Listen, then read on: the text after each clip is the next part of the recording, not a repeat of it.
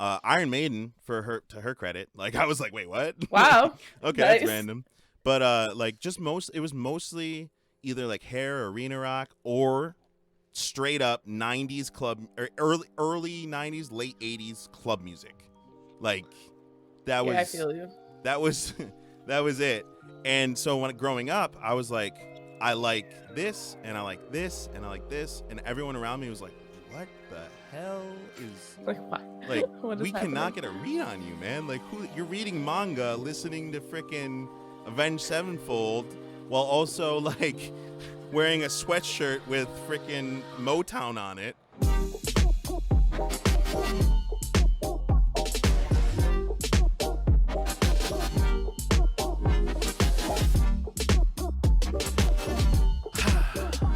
Welcome, my friends. And if you're listening, then upon this release, it has just been Valentine's Day. So happy Valentine's Day. It was like a couple, like 5 days ago or something. So happy Valentine's Day to all you lovers out there. I hope you guys celebrated love in its form and not just bought candy, because you can do that any day. But there's only one day to celebrate love. True. That's Valentine's Day. So that's from the Mixed Edition team. Happy Valentine's Day. But today, we ain't talking about love. Oh, not completely. We might. We're talking about music. And I love music. I mean, so as you may know, not another just expression of love. Just another expression of self. So as you know from the title, which is obviously clickbaity for your pleasure. No, I'm just kidding. It's not clickbait because it's real. We're talking about this. So you're a rapper, right? The whole point of this conversation, and any black person that does music out there, I don't care if you're actually a rapper or not, has heard this question. Has heard this question. I have told people I'm a musician, and automatically they assume I rap. It's not going to be the whole podcast. We're actually going to get to our tastes growing up. We're going to get to our parents' tastes, because we are both, me and Sashel, if you can't tell because you're listening and not watching, we're both mixed. So having that kind of lends to an interesting experience.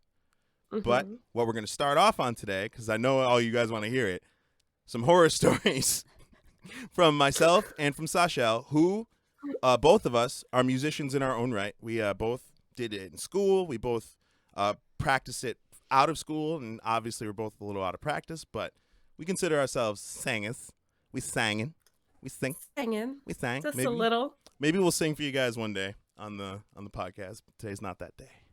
No, maybe a day when we are together, when we can sing in sync with each other. Yeah, right. And not with an odd lag. Sashel, just to go a beat off, we got this. Here we go. But yeah. Oh my goodness, that reminds me that just like reminds me of, you know how when you're singing in a chorus and someone's just always late, and you're like, get your rhythm in check.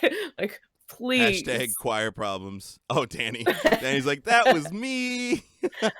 Oh, and if you're listening and can't see us, we also have Dani here with us. Hey. If you don't know, now you know. We're the crew. I'm Sebastian. I'm Dani. I'm Sashel. And we keep forgetting to introduce ourselves to you guys because we all know each other so well that it's literally, we had a 3-hour conversation before the podcast. You're right. Just because we like talking to each other so much. But me and Sashel being musicians for most of our lives lends itself to these kinds of situations where you have to decide at one point, like, what kind of music you want to pursue, what kind of music you want to make. And by the time I was like very young, I had decided I wanted to be an R&B singer. I wanted to be like Usher. I wanted to be like Chris Brown. Like, I wanted to like hit the runs. I wanted to Luther Vandross some girl into loving me one day. But I didn't have. Is that not what happened? It may have worked. Yes, I think it that's may pretty have much happened exactly. that way. But don't steal my tricks, people. Sneaky, because we would listen to Luther Vandross and he'd be like, "I just love his voice," and I'm sitting there like mesmerized. Yes. So now y'all know. Whip out the Luther. Every once in a while. It doesn't have to be. You gotta wait for the right moment, but when it works. But all about the vibe. I found out like young, I don't have the goods. It's not necessarily that I wasn't a good singer. It's just there's certain things that just didn't come naturally to my voice. I know Sashel definitely vibes with me on this. Like when you listen to traditionally good R&B singers or like pop singers, the ease in which the voice comes is extremely hard to emulate. A lot of people have to do it over time. Like you don't sound like Usher like being born unless you are Usher. I mean, So some people do. yeah, I would say, but I it's frustrating. also think that um my voice is like I have a low jazzy smoky voice. Sultry. Not like more sultry, not Right. an R&B. Right. Like it sounds like I can't do runs. I mean, I probably could, I can but do not small well. ones. I can do Yeah, little not ones. I can do well. flips. Not well. Yeah. But I mean, also, I can't do like gospel style, like all like those hard kind of I can, vocals. but I think that this is actually a great segue into this because we will. Don't worry, we will get to our racial woes. We will regale you with our racial woes. But real quick, the fact that you like how you grow up and the music you listen to also heavily impacts like what you try to do when you're a kid. And I actually had a lot of gospel music in my childhood. So while Sashel says like her voice isn't necessarily made for gospel, and I kind of agree because I've heard her sing, it is weird to me because I feel like when Sashel has a brother, his name's Vo. I'm sure he wouldn't mind. And he Well, has the similar. even if he does, it doesn't matter now. Yeah, I mean I could bleep it out, I guess, but I mean who knows. So he has a very similar style of voice, but I would say his voice is almost more suited to gospel than Sashel's. And it's an interesting conversation to have, like whether like genetically you're born with that or environmentally, is that how it kind of like manifested itself? Is you just weren't singing or weren't like even when you're young mimicking that style of singing, so then you kind of develop differently. And because of the mix in music that I think that both me and Sashel probably had growing up, it shifted something. It made something a little different early on, like listening to like Journey and Boston and Yeah. right and like all of those old classics. But then Duran also Duran. yeah, Duran, and then also getting that like Luther Vandross mix, that like old school R&B, getting that, and even some gospel. That mix led to my voice being kind of not either, but both. So I don't know if that's a race somewhere thing. somewhere in the middle. Ooh. I will say that my my voice is somewhat poppy, and I spent a good amount of my childhood listening to straight basic pop. Radio hits. Color me bad. Oh, Yeah. she's whipping But him then I up. also like Boys to Men and things like that. So there was some R&B. So I guess right, that does that tracks. And then you have Dani, who is also a very good singer. You guys also, you wouldn't know this listening or watching, but she's also a very good singer. But her style of singing is completely different, like on such a different level. And again, it kind of leans me to ask that question: what is it that makes it different? Is it the environmental effect of growing up surrounded by all different kinds of music and never having that like home? Or is it genealogy, like genetics? Is it like, they say that a lot of black people are decent at singing because of the amount of singing done in the past, and then genealogy, like in your genetics.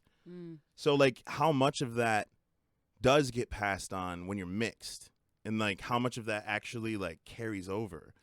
So like, you all right there, babe? Your headphones took a dive there, bud. We're good. All right. Yeah. So if you know anything about this and you're listening, obviously we have very few listeners, but thank you, by the way, for those of you who did tune in to our first 2 episodes. We really appreciate it.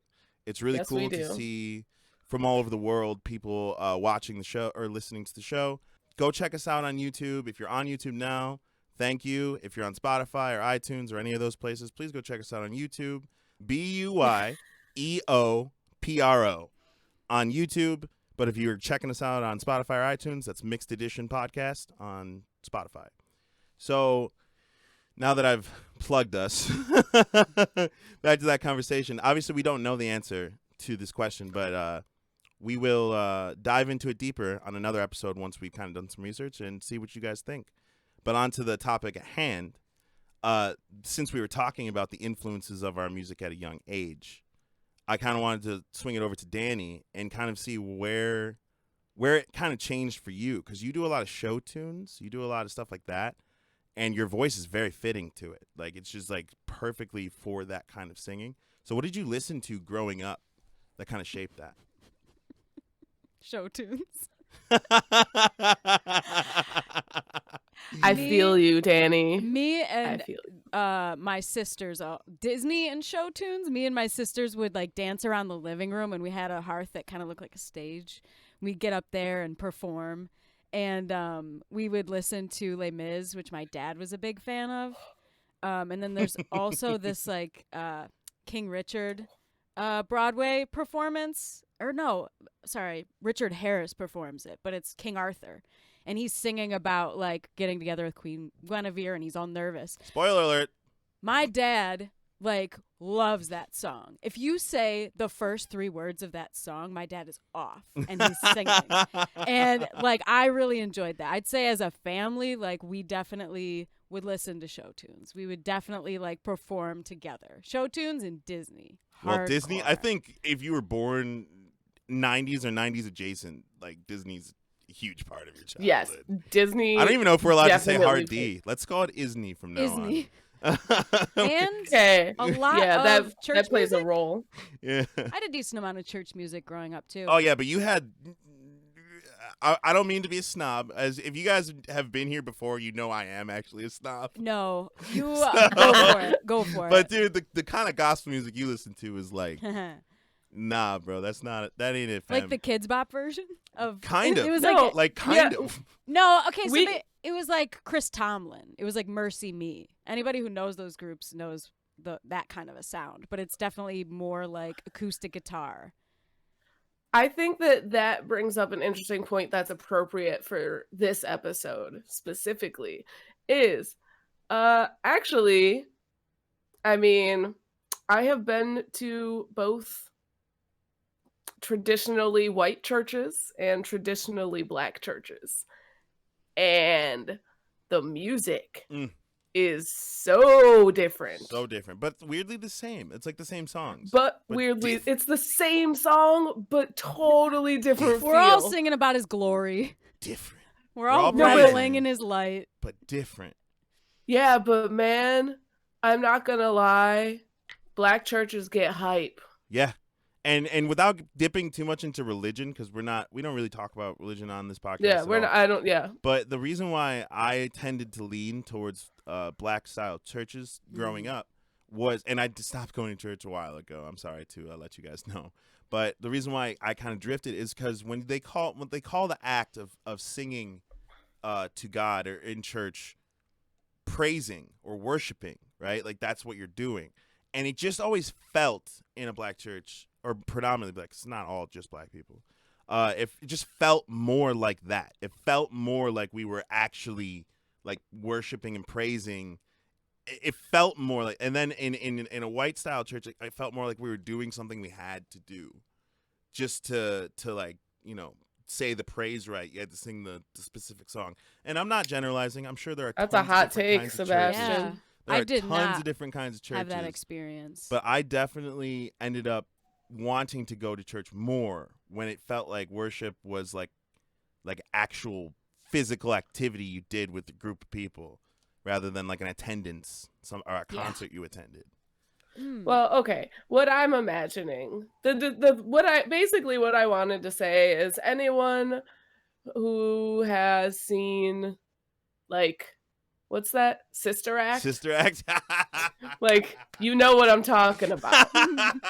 Sebastian made me watch that. Oh, so Yeah, So you good. know what I'm talking about after you watch Sister Act. They're like, all right. And then all of a sudden, everything is crazy. And you're like, that is it. Yeah.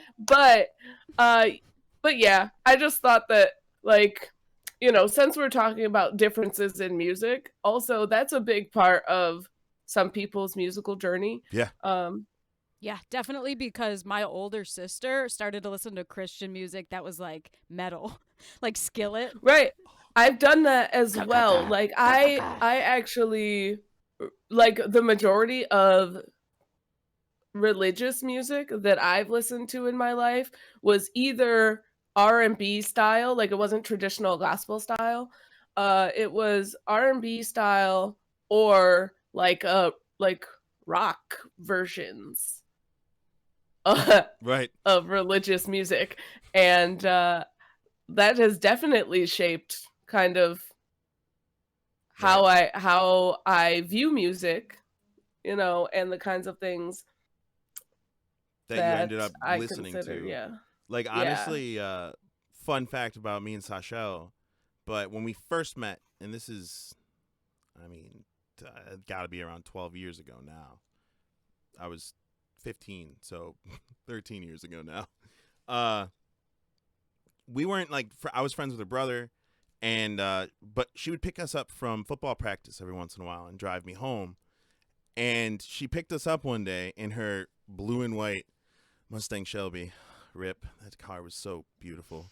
We were driving home, and she was listening to Avenged Sevenfold on the radio. Now, this baffled me just because my background in my environmental culture that was like around me all the time changed so much. Like, I never, like, I started listening to like metal and like rock and everything when I went to middle school, because it was a predominantly white middle school, and it was weird to listen to hardcore rap or like, anything really too away from the mainstream. But then I went to a predominantly black high school, and I was the only kid in the locker room, bumping Slipknot on my headphones. I was young, people, okay? Good times. Good times. And for Sashel to also be mixed, and, if you're mixed out there and you live in a high population place, you might see a lot more mixed people, but where we grew up, it's kind of rare. I think I know like 6 people off the top of my head in the city that are mixed black and white. Like off top of the dome. Like I can't really name more than that. Yeah, I think I know less than 10. So Right. So like that tracks. You just have like less people who can relate to you just overall. And to see Sashel being mixed, but like just not caring. Like it had no bearing on her musical taste or what she wanted to be perceived as. And it really was my first glimpse at someone just being brave enough to like say, what culture? Like, I'm me. That's my culture. And like that inspired like the whole point of this podcast, is that idea of individual culture and cultivating yourself up from pieces of many different cultures, many different people, because every person you meet is within themselves an individual culture. So you're just enriching your own culture by meeting other people like that. And Sashel listening to Seize the Day that day in that car allowed me to be like, there's more like me. Like, I'm not the only one that doesn't listen to like primarily listen to rap, even though everyone around me expects me to and wants me to and tried to make me. And I didn't want to. And then I got in the car with another mixed person and Seize the Day plays, and I'm just like, you're awesome. I will say, around my music taste is random. So I would have mixed CDs all the time, like in high school and stuff. Cough. And it would literally go from like NSYNC to Metallica to Britney Spears to Marilyn Manson, Simon and Garfunkel. Yeah, it was like really really random. Yeah, I'm the same way. And so music has always been a part of kind of my identity, but not from a racial standpoint at all. Because but when you first started making your relationship with music, same with me, it was before we even recognized race at all. We were children. Right. You know, like race had nothing to do with the kind of music we liked. And I think your parents really have a lot to do with the kind of music you end up really digging for the formative years of your life. So like, you know, my parents listening to, like, my mom, I mean, she likes a lot of music, but she really doesn't really like electric guitars. Like, she likes some, but for the most part, if you play her a rock song, she's gonna be like, it's got too much like noodly guitar in it, and I don't really like that. And for me, growing up, listening to mainly her version of what rock and roll is, which again was like Journey, Iron Maiden, to her credit. Like, I was like, wait, what? Wow. Okay, Nice. that's random. But like it was mostly either like hair, arena rock, or straight up 90s club, or early 90s, late 80s club music. Like, that was, I feel you. that was that was it.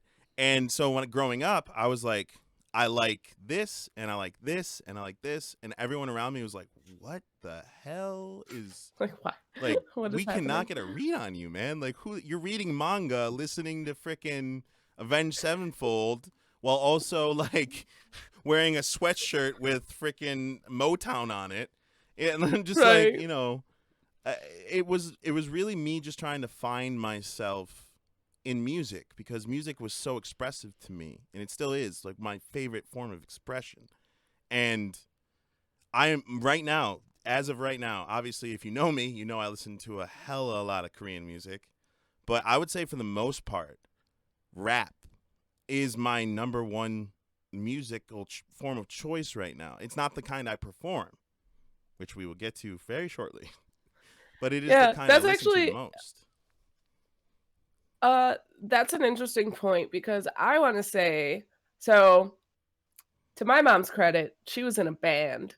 Like, she plays bass. That's so She cool. she loves rock music, or at least she did. I don't, like, her style is different now. But Yeah. no, she's, adulting. Adult. But like, she definitely appreciated more rock style music, and that, I mean, that makes sense considering my taste in music. Also, I was never a big rap fan until recently, I will say. And it took getting out of American culture for me to actually kind of appreciate rap. So there are Right. certain rap artists that I do appreciate, like, like the old school rap Sure. is great. Like, I find no fault in it. However, what happened after that was just not good. I don't like, I guess the reason that I listen to rap now is because I listen to it in a different language. And maybe it has the same messages. Right, but you don't know. But it doesn't matter because I can't understand it. So it's all about vibe for me. So, like, there are rap songs that are super, super, super catchy, right? And Right. I like, you love it, but then, like, there are a lot of the messages in rap songs I can't get behind a lot of them. I get that. Like, it's getting better now. Right. Especially because I would say like more emotional rap is now being kind of mainstreamed right now. Yeah. But yeah. I kind of agree with you and disagree with you at the same time, because I agree with you that 90s, early 90s, late 90s rap was really perfecting hip hop. It was perfecting getting a message across using music and relating. And when it became like any kind of music, when it became more about making money than it did about expressing yourself, and and I'm not saying all artists out there just trying to make money. Obviously, No, there are, we're definitely generalizing. generalizing just mainstream music as a whole. It really started to get to that point where you really didn't. I don't just want to have that party all the time vibe. I don't want to just have that image of a woman being like, sexualized. Like, I honestly, don't get me wrong, I am a man. I do enjoy that, but it's not always what I want my music to represent. And when you listen to your music, especially publicly, it does kind of say something about you unspokenly, like what kind of music you listen to. And I think that listening to like club bangers and stuff has its place. Obviously, I enjoy a good banger. I am not with Sashel. This is where we disagree. And I think there is definitely some fire music that has come out. It's just not, I'm picky about when I listen to it. But when we listen to Korean rap, it does have more, it's all about emotion. It's all about how I feel from the song, because I don't understand the language. It's how I feel from what they're saying, all feelings. So you can almost impose your own version of what the song is, even if it is just a club banger. You still have that, your version of it. And I think when you have something just like WAP, I bring this up a lot. That song gets stuck in my head. That song is catchy. That song. I agree. But I agree. Do I want to see my 8-year-old cousin singing that song? No, I don't. Not because I think kids need to be shielded, but because I don't want it normalized. Right. I don't disagree with that. What I'm saying is, do I like that song? Yes. Will I listen to it if it comes on? Yes. Did I put it on my playlist? No. Hell no. No. Like it's not something that I'll seek out, which Right. is kind of like where I stand with music. There's certain kinds of music that, like, I like a lot of music just to hear it. Like, there's a ton of songs that I'm like, yeah, I would listen to this again. But Right. also, I'm not saving it to a Spotify playlist. I'm just gonna leave it, and if I hear it randomly, whether it's while I'm at a bar or at a friend's house, Right. like you wouldn't hear that in a restaurant. Right. I don't know. 2020 was weird. 2021 might be even weirder. You're right. Who But knows? I mean, but if I hear it while I'm out and about, I'll just be like, yeah, this is cool. I don't mind it. Like, I'm not gonna be like, turn that off. Right. But I'm not gonna seek it out. And I Right. think that's kind of what indicates me liking certain music or not, is if Right. I'm willing to like save it Right. For later. to listen to again. Right. And then there's a certain aspect of culture that we might not necessarily understand because of the environment we grew up in. Like, I personally know tons of like friends who just, they'll get together like with their kids and everything, and then they'll play trap music and everyone's enjoying it. And you, at that point, it's hard not to smile. It's hard not to be like, wow, like this is really cute. Like, they're all like, there's something about it. It's something in the culture that I just don't understand, wanting to introduce those elements to my kids before I feel like they're ready to like understand them fully. But here's the thing. It's not my reality. I think it would be different if it was my reality. I think I would feel differently if it was my reality. I've never had to deal with, the stuff that they talk about. Like, personally, I've never sold drugs. So, like, in my brain, I'm like, automatically, I don't necessarily even relate to the content of this music because they're singing about trapping, and I've never even been to a trap house in my life. So, like, it just, there's something I don't relate to within the music itself. That's gotta be weird when someone assumes that you can relate to it, and it's so far off from who you are as a person. Yeah, that I was gonna say, that is actually one of the things, is like the relatability of the music is important. So, like you said, there's certain situations, like they're talking about, growing up in poverty and having to make these decisions with these life decisions and how hard life is, when that's Yep. not my reality. My life was can relate to pretty easy that. compared to most. Yeah. Compared to most. Hey, at least you can my admit life, it. That's a great. yeah, my life was thing. pretty good. And at least in the life that would like after childhood, like when I was becoming a person, uh, and forming kind of opinions about things like music, Right. I lived in the suburbs. So, you know, no one in school. I mean, there were a few people in school who really liked rap music. Right. I just wasn't one of them. Right. And you know, the ones that did, like I went to a primarily white school, and people kind of called them out for it. Yeah, Which you I got ostracized understand for it. because I got called out for not liking rap music. They got called out for liking rap music, saying that we were kind of like fake or like there was something Right. wrong. And I Dude, feel that like if I was that's so a real. straight white person who liked rap and someone was like, "Yo, you're not allowed to do," I'd be mad. Yeah, I would be upset. I mean, it's kind of doing the same thing that they do to us, but back just like reverse. But the thing like that really resonates with me about what you said, and I guess this is the part of the podcast y'all been waiting for, because I'm about to The start woes. complaining. But like, I feel like as a musician, I've been a musician for like professionally. I'm air quoting if you can't hear how hard I'm air quoting right now.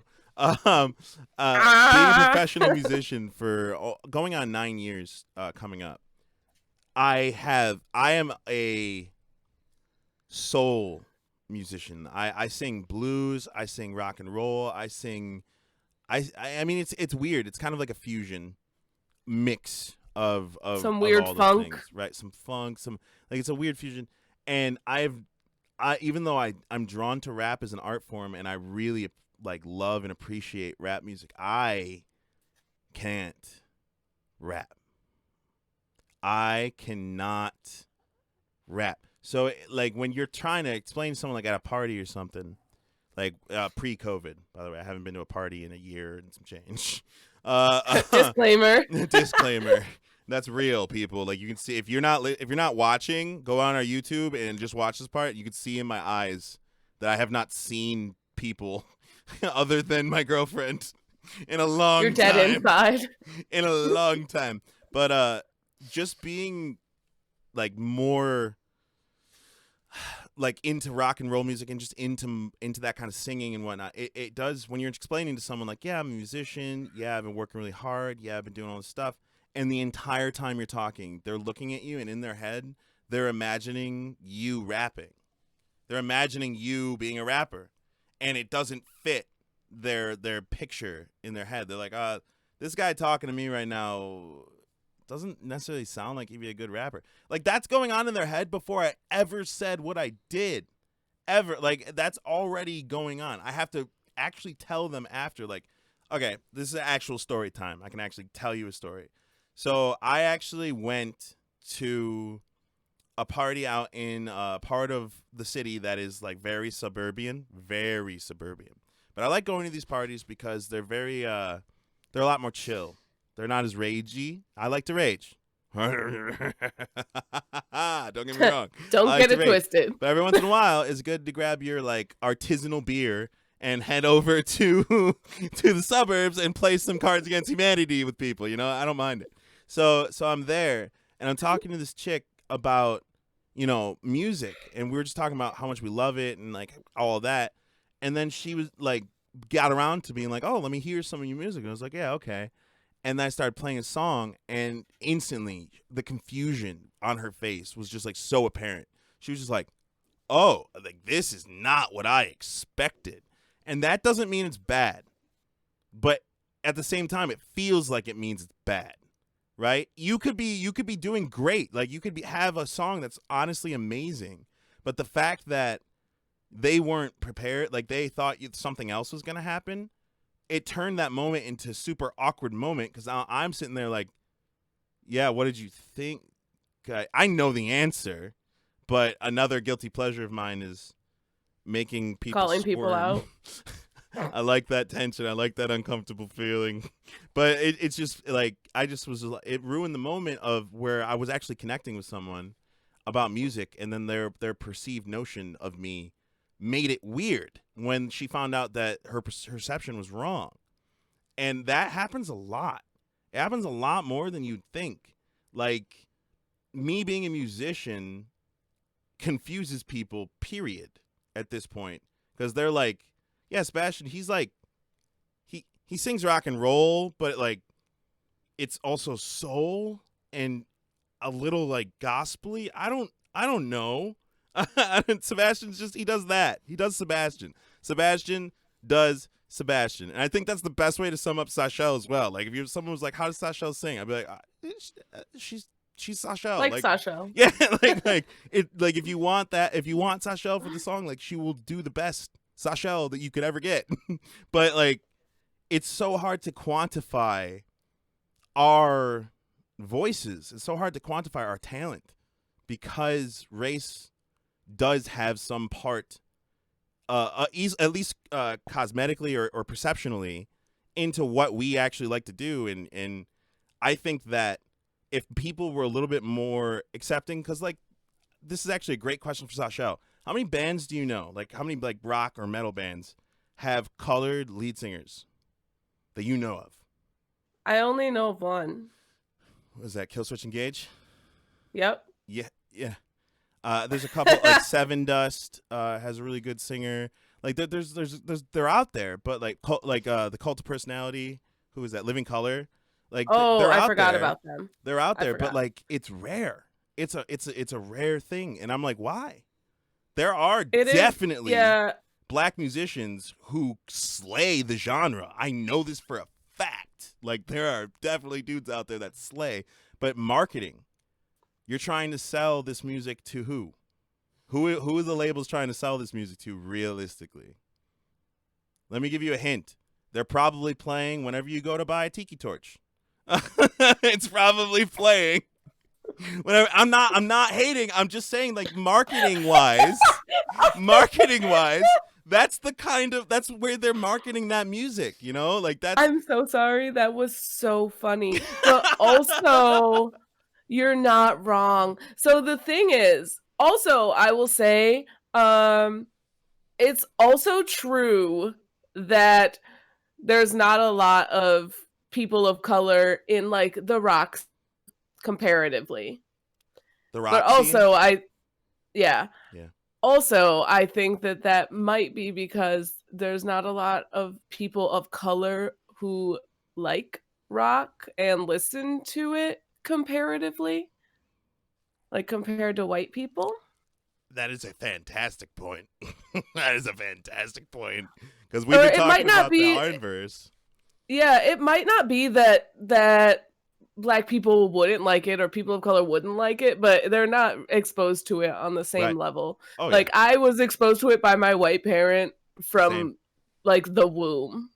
Same. The womb. Right. Okay. I didn't like it took a while before I even was introduced to any Okay. other type of music. Yep.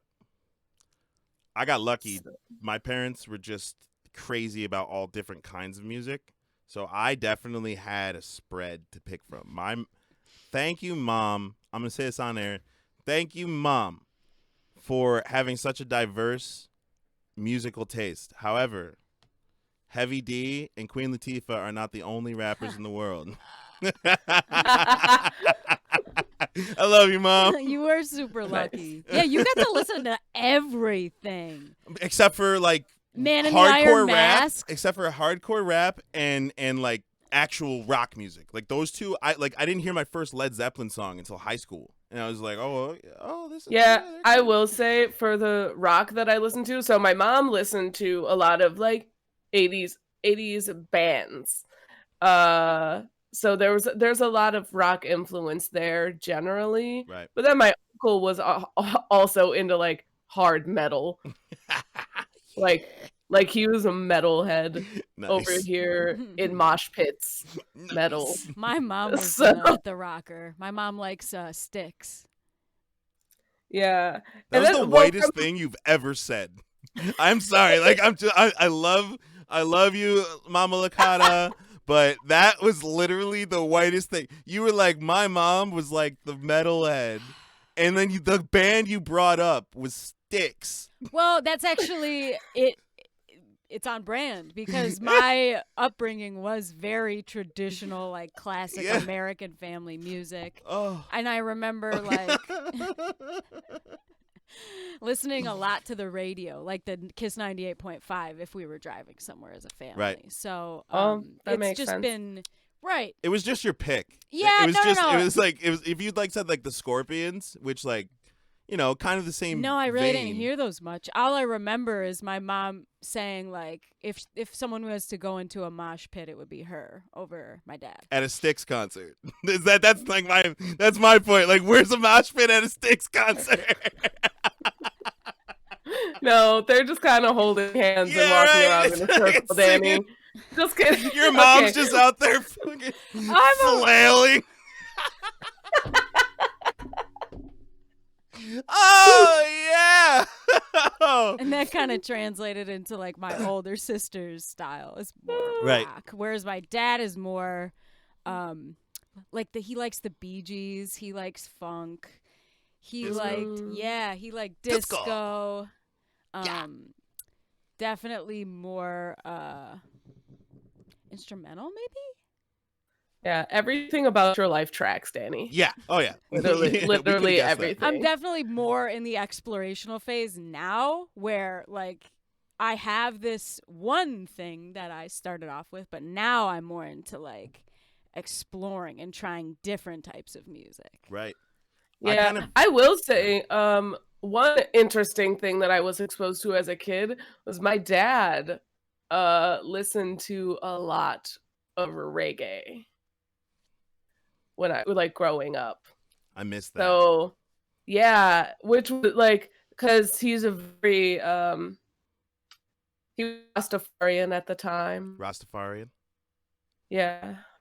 Yeah. So at the time my dad was a Rastafarian and really into like Jamaican everything. So listening to reggae was cool because I had never like it if you have ever heard reggae, like it has cool beats and then it has like the same like it has certain vocal inflection. Right. Yep. Which is cool. Like it sounds cool. Yep. One thing I never got into was country music. Mostly because my mother hates it. I'm not gonna like I could go into this. Like I could really go into this and stay tuned because I may on our channel at some point. But I'm just gonna leave it at this. I don't fuck with country music. I love country music. There are country songs that I like. But I'm not a country music fan. My freaking beginning of my college career was all country all the time. The entire country station was like all I listened to. I remember. Yeah, but Dani, that also tracks. And it was just weird because I was like, because the reason why Dani told me she liked country, and this is kind of like my biggest beef with country, that I'm just gonna leave it at this. She was like, I really like the simplicity and the meaning. And I was like, okay, I get that. But you could get the same thing, but so much better. You know, just listen to Pearl Jam. And it's literally the same thing. It's very simple. That's like sums very up meaningful. our relationship was me starting with like, this is what I think. And you being like, if we broaden that a little, I think it could be even better. It could be better. Like it could be a little better. Yeah, I mean, as a genre, not a big fan. I'm not a fan of the twang. And also the singing I'm not I've never lived a farm life. So there are songs about like life plights. Also, for the same reasons I don't listen to a lot of rap music. Right. Because my life does not like relate. Your life is blood. I'm not gonna lie. Yeah, but I'm not gonna lie. Rock music got me because my life I was full of teenage angst. So yes, I had all the feelings, and that's really what rock music and like all the emo music. Oh, favorite emo music, favorite genre, bro. But that was literally what it was about. I just had this experience growing up where what was being broadcast to me was relatable automatically. So I feel like now I'm kind of drawn to things I don't relate to. I enjoy listening to rap that, reflects a totally different life experience than mine because, if at least for me personally, that's interesting. And what's interesting to me about music is emotion at the end of the day. Like when someone can express on a level that makes me feel like I can understand them, I'm definitely going to listen to that music, and the genre doesn't really matter as much if I like it. And if I can connect to it emotionally, then I'm going to listen to it. You've also had a weird experience compared to me and Sashel, because me and Sashel don't know what it's like to kind of like be able to pick the music we relate to or the music that we want to relate to. Like wow.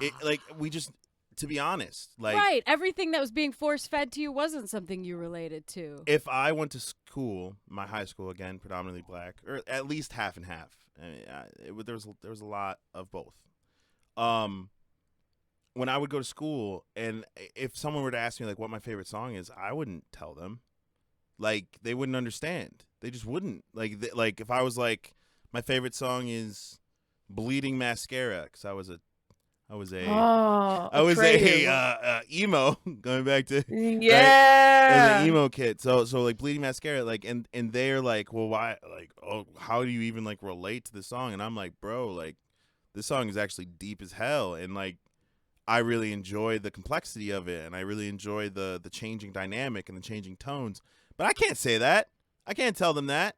You know what? You know what they wouldn't question is if I walked in going, I like my beat down low. Down low, down low, down low. Yeah, like it, yeah, like it, yeah, like I like my top. Lit back, lit. Like literally, I love T.I., by the way. Don't get twisted. But like, if I walked in like that, nobody would question it. Nobody would ever. But that's not who you are, right?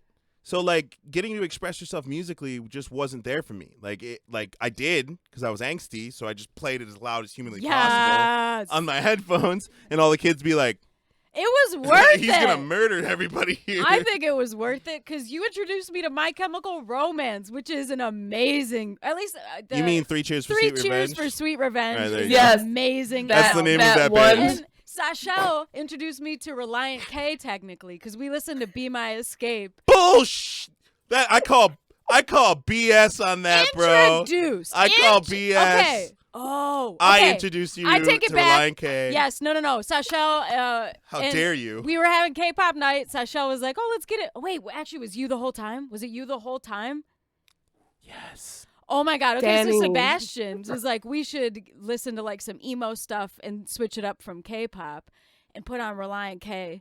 Sashel just knew all the words to Be My Escape, and I'm watching these two sing this song that's like been relatable to them for a decade. Such a good song. And I'm like, where was this when I was 13 years old? The 13-year-old inside of me is like mascara running, like fist in the air.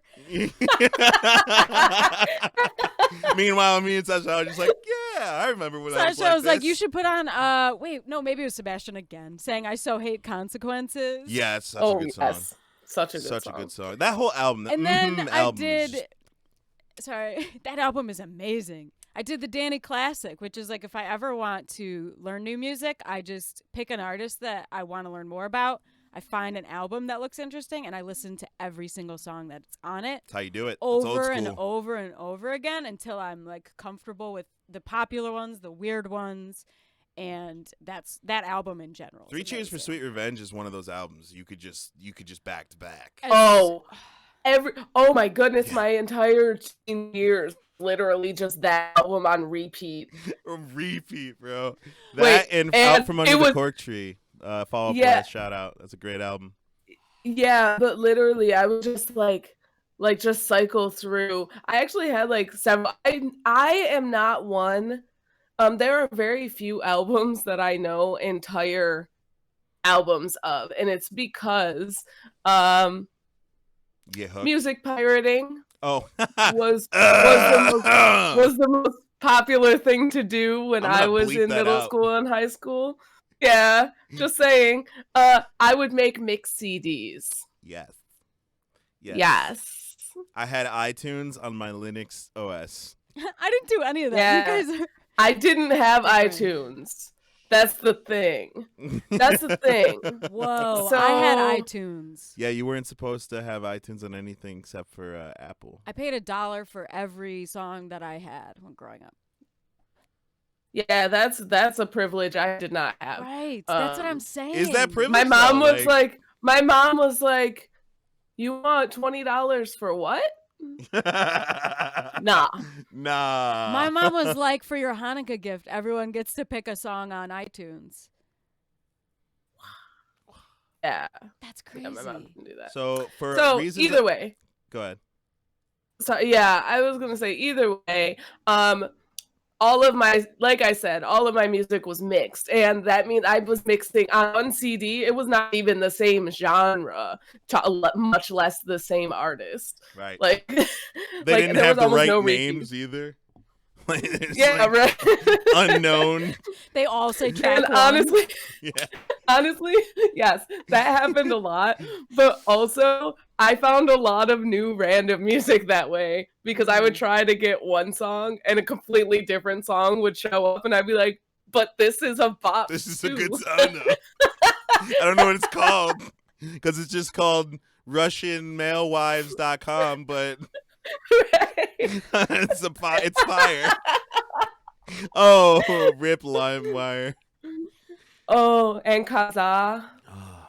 That definitely had a lot to do with your like music. Growth. Like she said that her music taste is random. Mm. That definitely tracks. Yeah. Yeah, And We've when been I- talking about it super for like an random. hour. When I think about my like me and my sister playing the Les Mis album and just like starting it from the beginning, basically watching the musical throughout years, that makes like that's attributed a lot to the type of musical taste that I have. Yeah, I can tell you that my mom has like a crazy collection of cassettes, right? But for me, since downloading music was a thing, I never bought albums. Only bought albums of artists that I really, really wanted to support, Yes. and or if I got them as gifts. And before So Yeah. before you think that we are terrible people for this, because like what? You're musicians that didn't pay musicians for their art? Hear me out. Yes, when I was a teenager and didn't have any money. Yes. right, And couldn't ask my parents for the money. Yes. yes, But I did go through a very heavy CD phase and have since purchased over hundreds of CDs. Mm. So, You're also very like diligent now about supporting artists as much as you can. yeah, like when you're watching YouTube, right? Like, and I'm not saying this because we're on YouTube or anything. This is just like a PSA, bro. If you like what they're doing, like the video. Leave a comment. Even if that comment, I literally leave comments that's like comment for the algorithm. Like literally, It'll help your algorithm I so you just see leave- more things you like. Right, and you see the people you like more, you see the channels you like more, you see the content you like more. If they're going to be aggregating our information, we might as well like take advantage of it and be like, show me this stuff I like then. Right. It doesn't make sense to me that so many really good, really talented content creators have way more people watching their streams than they have subscribed to them. That makes no sense to me. right. If you like what they do, subscribe. YouTube doesn't show you all the places I'm subscribed to hundreds of channels. You think they show me all of them every time? No. Like, just give that support to the people that are making your content, because otherwise you're leaving it up to corporations to make your content. And the 90s wasn't that long ago. How'd that go? Right. We don't want that anymore. Support your content creators. Keep content creators Individual. independent. Yeah. Independent, yeah. It's rant over. Yes, Sorry. rant over. But I will say, like, it's the same as now. I did it for a convenience thing. Right. Like right now, I have Spotify. Same. That is the Spotify? only thing Yeah. I really use for music. Same. And I pay for it. Same. So like it's Honestly, worth I the wish- subscription. I wish You, Spotify did more for their artists. I mean, it's contention. If we're not going to talk about it in depth here, go look it up if you are interested. But Spotify isn't the best to their artists. They're not the fairest. But there are music streaming services out there that I don't personally use, but I'll endorse. I know Tidal does really good at making sure their artists get paid from their platform. And I know that they also put up the highest quality streams you can get. So even though I don't personally subscribe to Tidal, if you want to support your artist that you stream, it's not a bad platform to check out. Nice. Yeah. You didn't know? But either way, back to music. I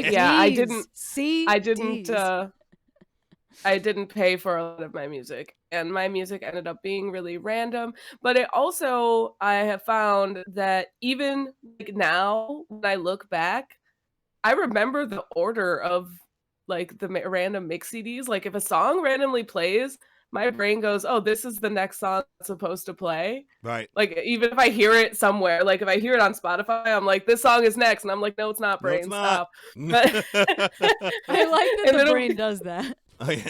It's kind of fun. Isn't it kind of fun when you're listening to a song and then you automatically are like hear the next song in your head? Yeah. Sure. But I think it's interesting that you do listen to full albums, because there were only a few that I really did that to. One of them was 3 Cheers for Revenge. Number and 11. there was System of a Down that I did. Which album? Toxicity? CDs were a huge way for me to get my music. Like a girl at school would give me, I was like, "Oh, make me a mix CD so I can hear what kind of music you like." And then that opened up my eyes. There's a dude in my like theater, like we would do plays and stuff, and I was a freshman, he's a senior. He's like, "You don't know the Beatles?" So he gave me probably like 5 different Beatles albums that he would just like burn and then I could listen to, which was awesome. Yeah, that's dope. I have made a lot of CDs. And then yeah. I have made a lot of CDs. And then Sebastian it and was I the thing to do. Never charged for them. Part ever. of the fun of our relationship, especially when we were just starting, was to go to Walmart with like a little bit of money and then just buy albums. So we'd be in the CD section looking for a deal, and then we'd go in the car and listen to it and just hang out and like experience it. We would role play though. As one does. As one does, just stretch it. That's how we found Light out it on about fire. Incubus. You were like, "This is my favorite Incubus album, Morning View." Oh. The first song, "Nice to Know You," Sebastian was like, "This is my jam." It's my jam. And then we would just play the whole thing, get into this chill 90s vibe. Oh. I have a thing that I just want to say. Bang. This isn't directly related to you a rapper, but it is kind of parallel. Okay. Not every person of color can dance. Oh, but I can. I can move. But I will admit this to everyone on the internet who wants to listen. My ability to move to music is learned. Yeah. Because as a child, I literally had no rhythm. None. There's video evidence. Yeah, it did not exist. I had to learn through effort, blood, sweat, and tears, and a lot of years of musical theater. And honestly, dude, how to hold a beat. I feel like this is the conversation we're having, is how much of that is actually racially. Like, I feel like people always say, like, black people can dance, black people can sing, black people can rap. But the thing about it is like, a lot of black communities, those 3 things are prevalent, like, in your environment. Like, you're dancing at school, you're listening to rap every day, your family's singing with you. Like, it's just kind of about a part of the culture overall. Environment. How much do we blame on race that actually is a product of our environment?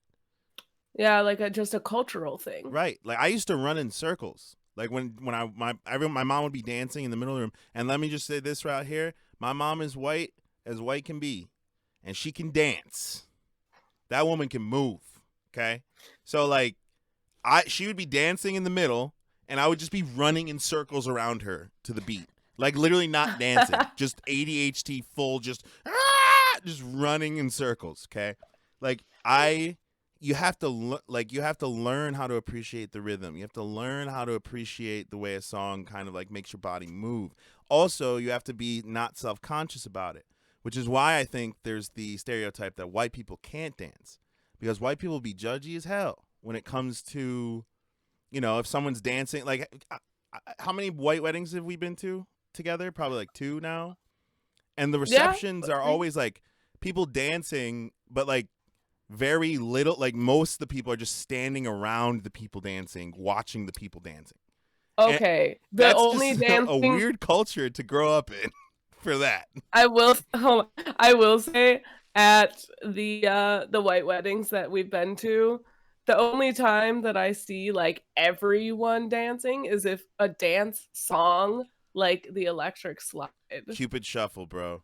I Cupid literally, bro, Shuffle. I'm just Yeah, gonna put this like out there. some kinds of songs like You're that. so right, but I'm gonna put this out there. I literally, at my cousin's wedding, we were getting ready to leave, and I was like, I don't want to tell him I'm leaving. I don't know how I'm gonna tell him that, you know, I have to go. And then the Cupid Shuffle started playing, and everyone like freaked out, rushed to the dance floor, and I found my cousin. I was like, yo, I gotta bounce. I'm sorry. And he was like, why? I'm like, I'm contractually obligated to leave whenever this song plays. And there are no other people of color here. Because everyone looks at you like, okay, you leading, right? You know this, right? You know the Cupid shot. I'm like, nah, bro. Like, get this shit out of my face. Like, I don't want to. They say I'm a rapper, but I said no, man. Right? Yes. So that's honestly like a great way to end this episode. I really feel like we all got to share some experiences with you guys. We got to share our viewpoints. Please join the discussion when these videos hit YouTube. Comment section. We will be actively watching. We will be actually actively answering comments. Yes. So if you want to get in the discussion, comment section. If you're listening on Spotify or on iTunes or any of the other platforms, please go check us out on YouTube. That's at BuyoPro, BUYEOPRO. That's BuyoPro on YouTube. And if you're looking for our other podcasts, because now we have been told we need to make this distinction. One is called Mixed Edition, and that's the one you're listening to right now. And one is called Kia Na Korea. That's KIANAA. Kia Na. So if you're searching on Spotify and iTunes and you can't find us, now you know. And with that, stay cultured. We love you. Let us know what you're interested in. Bye. Dani talking after we are supposed to be done talking. What music do you like? Literally, like I said, everything about Dani tracks. Everything.